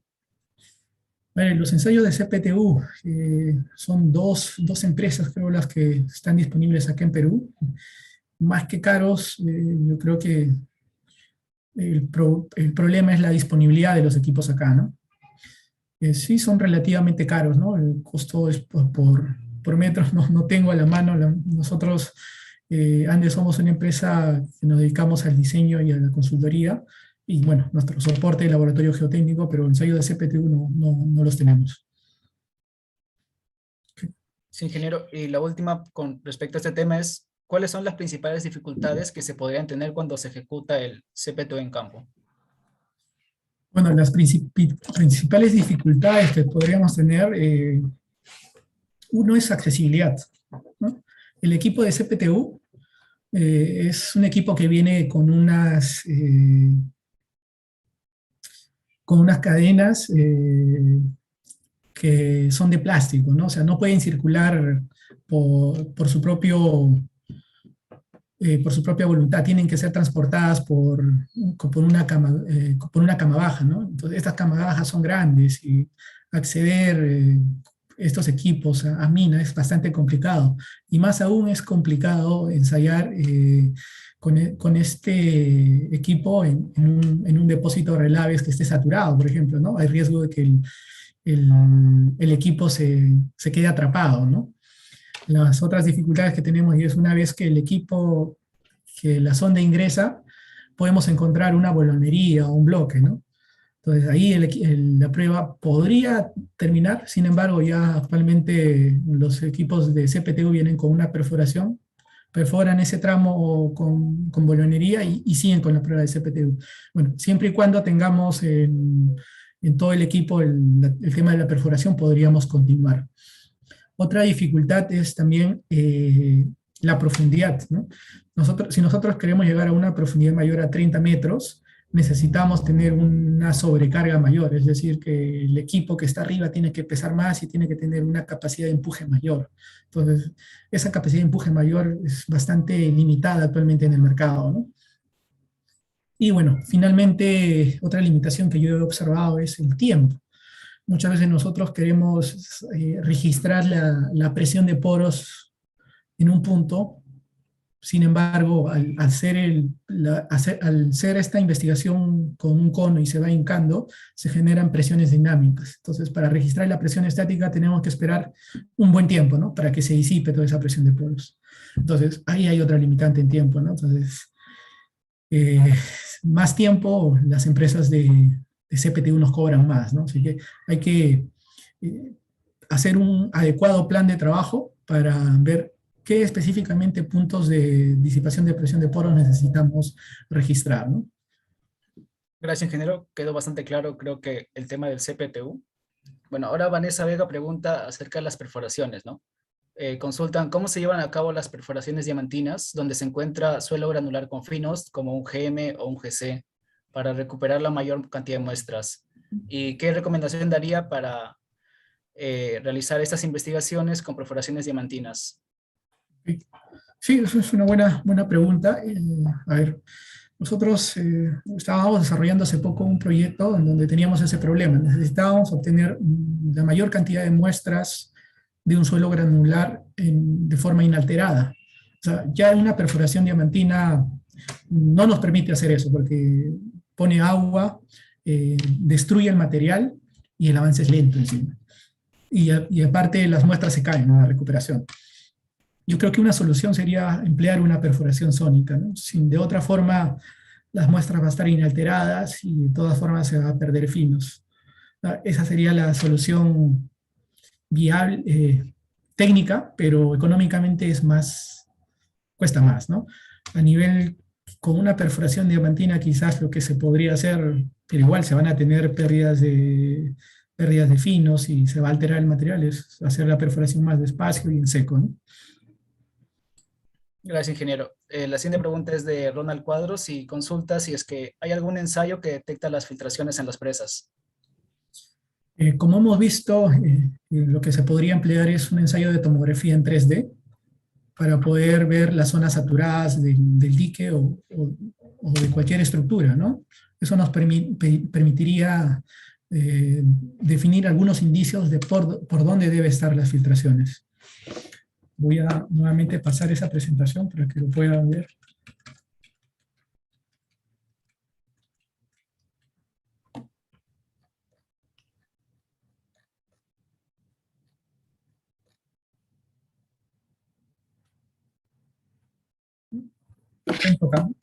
Este es un dique, se hizo un tendido de varias líneas de tomografía eléctrica. Esta es la posible zona saturada, y con un ensayo de tomografía eléctrica en 3D se pudo determinar efectivamente que este sector era el saturado y que por acá puede ser que se haya pasado filtraciones. Podríamos hacer algunos arreglos de tomografía eléctrica o algunos ensayos de dipolo-dipolo, si es que el depósito de relaves está recubierto por geomembrana, ¿no? De esa forma también podríamos determinar si hay perforaciones en la geomembrana. Ingeniero, bueno, justamente hablando de tomografía, Juan consulta, ¿cómo se validan las pruebas de tomografía ante probable saturación? Okay, es una buena pregunta y también lo había indicado, ¿no? Por ejemplo, en estas gráficas se ha asumido que la zona de saturación tiene una conductividad hidráulica menor a 300 ohmios metro. ¿Ok? Ahora, esa resistividad va a depender del tipo de material. Por ejemplo, en este relleno estructural se pueden hacer pruebas en laboratorio que te verifiquen, ¿no? Oye, con 300, ¿cuál es la conductividad eléctrica de un material saturado? ¿O cuál es la conductividad eléctrica de ese mismo material en una humedad menor? Entonces, nosotros hemos visto que en rellenos la conductividad eléctrica que nos daría indicios de saturación podría estar en este valor. Pero ¿qué pasa en minerales como mineral ron, que tiene presencia de metales como cobre u otros metales, la condición de saturación por una conductividad hidráulica nos daría una conductividad hidráulica de 10, 20 o 30, ya nos indicaría una condición de saturación. En otras palabras, o resumiendo lo que digo, para verificar si un material está saturado, hay que hacer no solamente la prueba de tomografía eléctrica, sino también hay que tomar muestras y verificar en laboratorio cuál es la conductividad hidráulica en una condición saturada. En este caso, el relleno estructural presentaba 300, ¿no? Pueden haber materiales con menor conductividad hidráulica que nos den indicios de saturación.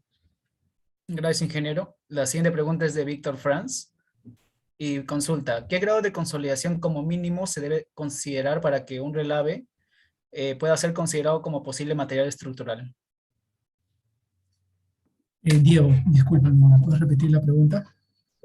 Claro, ¿qué grado de consolidación como mínimo se debe ser considerado para que un relave pueda usarse como posible material estructural? A ver, creo que el relave en su condición